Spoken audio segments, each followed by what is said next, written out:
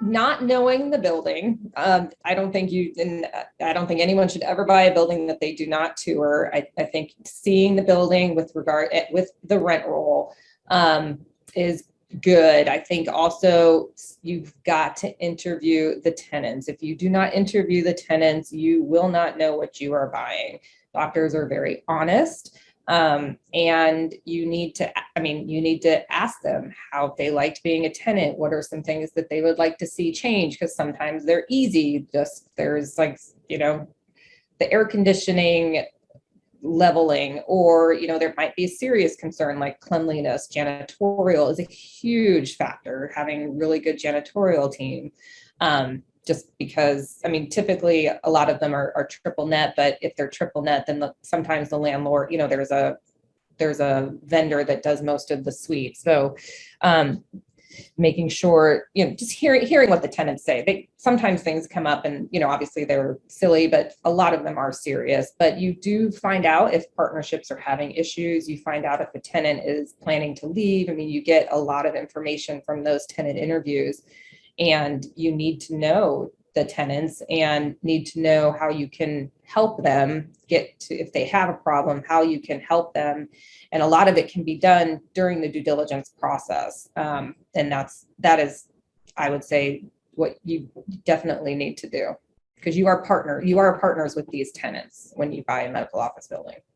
Here in Arizona, it's standard to have 5-per-1 parking. I know in California it's a little bit different, but you definitely need to know if you're buying a building that is grandfathered in with regard to parking, if it's going to be an issue, because it will always be an issue. So, if there's no way to solve the parking problem by buying maybe an adjacent lot, or getting a valet to a different lot, or something like, there's got to be some way to solve for the parking problem if there is one.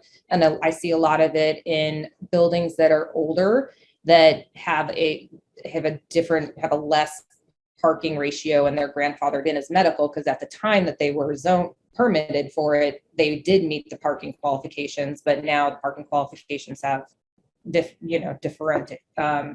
increased, and so therefore patients are used to that. And depending on the tenants, this is a big thing. So depending on the tenants you have, if you're familiar with the asset class, the parking burden that they have for a building. So you can kind of wade through all of that.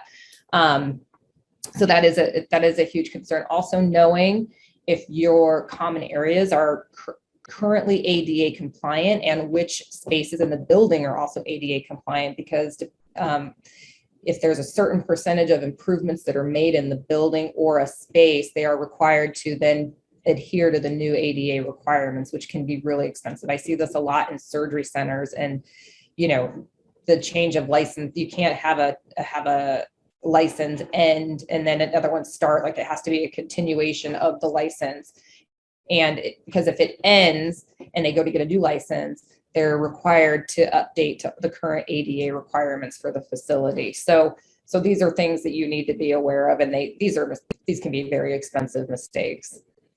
Doctors, they know a lot about a lot of things, and some do know, are very well-versed investors.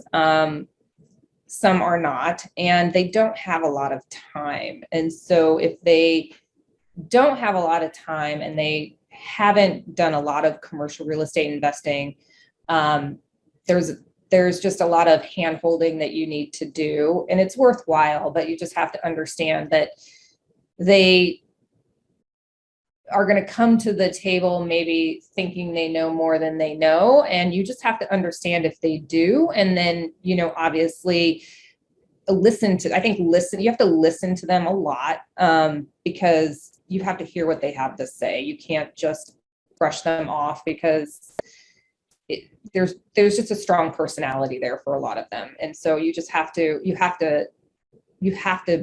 massage that, and just explain, while the information that they have, because a lot of them do sometimes, not a lot, I would say some, it's this cocktail party mentality, that they went to a cocktail party and they're Buddy said that they made so much money on this one investment, and why not? They have to get into it. And they got this cap rate, and cap rates, you have to understand, they change with the market, and they depend on a lot of things like the financial strength and of the tenants and the cash flow strength, and there's a lot going into that. So saying somebody got a cap rate on one building does not apply across the board. And so they come into it with some misinformation or expectations that you just have to reset.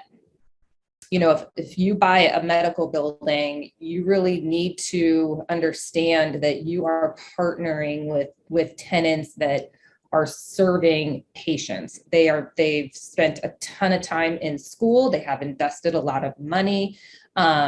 They continue to have to do continuing education. And, they go in, and if they're doing surgeries all day, they don't want to have to come out and necessarily deal with building stuff, or they need, or hassles like that. That's just not what they need. And they really need a landlord that they can depend on, that they can partner with, and that understands what they need as a tenant, because it's not just that, they can pick up and go and work from their home. They have the space is part of their business, is their revenue stream. What they do inside the space directly affects them economically and their business, and then to the extension their patients, which they care about. So if they cannot provide the services to their patients, there's a problem.